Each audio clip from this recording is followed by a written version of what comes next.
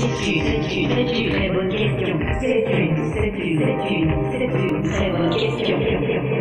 Aujourd'hui, notre invité, c'est Roger Lazaron, qui vient d'avoir 60 ans. Il est né le 24 octobre 1924. Il a 25 ans de vie politique. Il est marié, il a 3 fils, il a une fille. Il est papa et arrière-papa. Et j'ai oublié de dire que votre bureau, en fait, monsieur Lazaron, et c'est un petit côté humoristique dans votre vie politique, votre bureau, c'est souvent votre salon de coiffure, c'est vrai? Oui, j'ai un bureau attenant, mon salon de coiffure. Je ne reçois pas, évidemment, les gens qui désirent mon appui, mes interventions dans mon salon même. Je le reçois à côté. Ouais, vous ne leur coupez pas les cheveux en parlant politique, par exemple? Jamais. De quoi vous parlez quand vous leur coupez les cheveux aux clients? Bon, évidemment, vous savez, il y a la déontologie du métier. Ouais. Il y a des clients qu'il ne faut pas parler, il y a des clients qu'on peut parler, principalement de leur état de santé ou de leur famille, de leurs enfants, du sport qu'ils pratiquent, ou d'un film de cinéma qu'ils vont voir, qu'ils ont vu.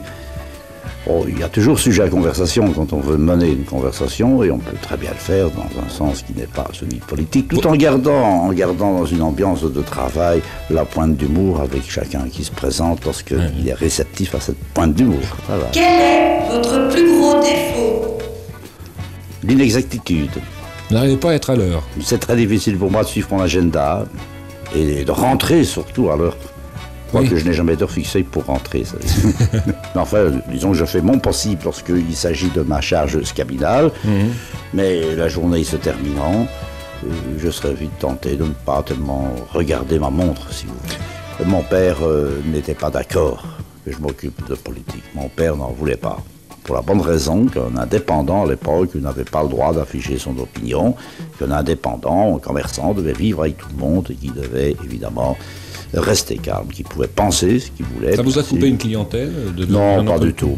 Moi, je vis dans un quartier. Ça vous en a peut-être amené, qui sait? Peut-être aussi, bien sûr. Oui, je fais des connaissances, des amis, des relations.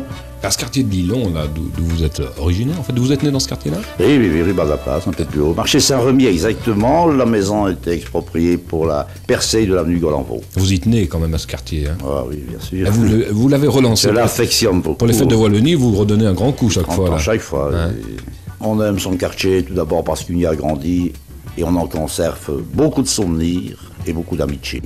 Et l'amitié dans la vie, c'est quelque chose qui peut compter lorsque il y a un groupe de voisins qui s'entendent bien et qui, dans les bons et mauvais moments, savent s'aider, s'entraider. Je me suis laissé dire que vous aimiez bien le whisky, c'est vrai aussi, ça? Non, c'est une légende encore. C'est une légende, je préfère la bière. Oui, d'accord. Voilà la vérité. Enterré ou incinéré, que choisirez-vous? Puisqu'il faut y passer, je veux dire enterrer. Oui. Plus tard possible, choisir une. Je ne suis pas pressé du tout. Vous êtes un anxieux, vous pensez à la mort en général? Oh, oui, mais ça ne m'effraie pas, vous savez. Et je sais que je suis venu ici pour passer, je ne suis pas venu ici pour rester. Pour trépasser à la fin, mais enfin, la vie, c'est un passage. Hein. Roger Lazaron, vous êtes PSC, donc vous êtes un catholique au départ. Oui, vous êtes pratiquant? Oui, vous allez régulièrement à l'office, à la messe? Oui, régulièrement, et je pratique les sacrements régulièrement, très régulièrement. Oui. Est-ce qu'elle ne souffre pas un peu, votre femme, de votre métier? C'est-à-dire que de mon métier, non, puisque de mon métier, je suis artisan coiffeur. Oui, de vos tâches multiples politiques, disons. Vous savez, après plus de 30 ans de mariage, il y est habitué, mais n'empêche. Je tiens à dire quand même qu'il faut que l'épouse comprenne l'engagement d'un homme politique. Sinon, il ne faut pas que l'homme politique s'engage. Le ménage ne peut pas tenir. Si vous n'avez pas une épouse qui comprend et qui fait plus que comprendre, qui vous soutient même, qui participe à cette vie tout en restant chez elle, eh bien, c'est nécessaire. Si ça avait été dans l'autre sens, Roger Lazaron, si votre femme avait fait une carrière qui lui demande de s'absenter longtemps du foyer, est-ce que vous l'auriez accepté? C'est très difficile de m'habituer, je ne pense pas. Non, je n'aurais pas accepté. Non, parce que je n'en visais pas. Il faut vous situer aussi, au risque de me répéter, c'est qu'à l'époque, il n'était pas question pour la dame d'avoir des engagements politiques et de quitter son chez-soi, sa famille, enfin, son mari, ses enfants. C'était plus normal, c'était tout à fait normal que l'homme le fasse. Vous n'avez pas un peu du mal à vous adapter à l'époque, Roger Lazaron? Tout à l'heure, hors micro, vous me disiez que vous payez par exemple, vous ne connaissiez pas le prix du pain, déjà, des choses comme ça. Oui. Vous avez difficile, me disiez-vous hors micro, d'acheter par exemple un costume avec un chèque, en faisant un chèque. Est-ce que c'est vrai ça? C'est même difficile d'acheter un costume tout court. On n'aime pas présenter dans les magasins. Si je ne connais pas le prix de certains produits de la vie, c'est uniquement parce que je ne fais jamais de courses, c'est tout. Pourquoi vous avez un refus comme ça du chèque? C'est une habitude, Ouais. Une habitude que je n'ai pas encore Je dis bien pas encore, mais je crois que je ne saurais jamais pratiquer. Parce que c'était pas comme ça. C'était pas comme ça. Vous vivez beaucoup avec le c'est pas comme ça, hein, c'était pas comme ça. Bon, oui, il y a tout de même... il y a évidemment dans l'évolution de la vie d'excellentes choses, mais à mon avis, tout n'est pas à retenir. Il y a des choses que vous contestez primordialement dans la vie actuelle? Oui, il faudrait alors se mettre à table avec un sujet bien précis. Oui, il y en aurait beaucoup à votre avis.